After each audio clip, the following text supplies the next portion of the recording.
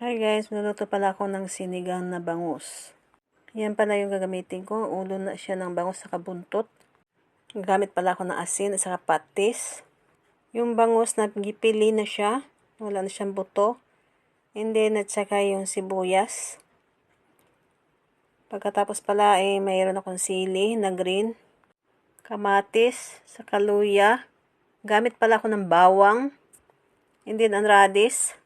So, gagamit pala ako ng mustasa. Saka yung sinigang mix.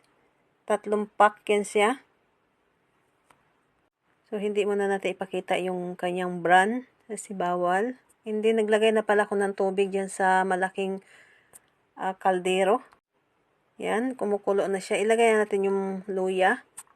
Pagkatapos pala ilagay natin yung luya, hindi isusunod na natin yung sibuyas.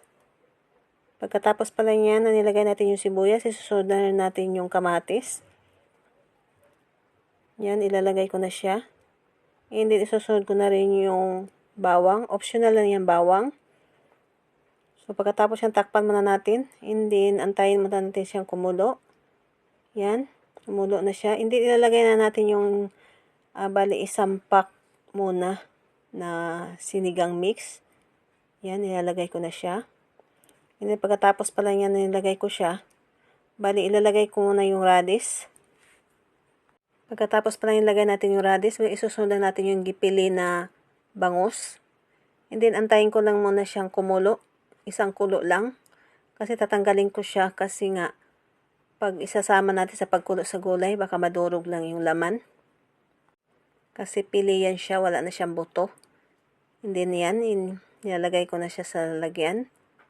Yan, tapos na. Tanggal ko. And then, ilalagay na naman natin yung buntot at saka yung ulo. Kasi pandagdag yan siya sa panglasa sa sabaw. So, antayin muna natin siya na mailagay lahat. And then, pagkatapos pala yan na mailagay natin siya lahat, bali muna, haluin muna natin siya. Yan, hinahalo ko na. So, pagkatapos pala na hinalo natin siya, bali, tatakpan muna natin siya. Yan. Tapos, antayin natin kumulo ulit. Yan, kumukulo na. Hindi, pagkatapos pala yan, na binuksan natin, bali, naglagay na pala ako ng asin. Sa pampalasa, pwede kayo maglagay ng, bali, magic sarap baron o bitsin. Hindi, naglagay na ako ng patis. Pagkatapos pa nilagay natin ng patis, bali haluin muna natin siya. Yan. Nahalo ko na siya. Pagkatapos na hinalo natin siya, titikman natin kung tama na ba yung lasa. And then haluin muna natin siya.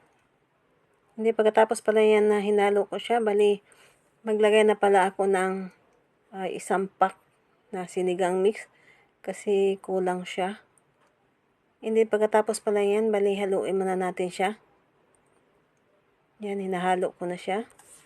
Pagkatapos pala yan, bali, antayin muna natin siya ng kulong-kulo.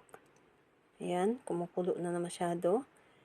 And then, maglagay pa pala ako ng Ajinomoto. O, depende sa inyo kung ano yung pangpalasa ang gusto nyo. And then, haluin muna natin siya.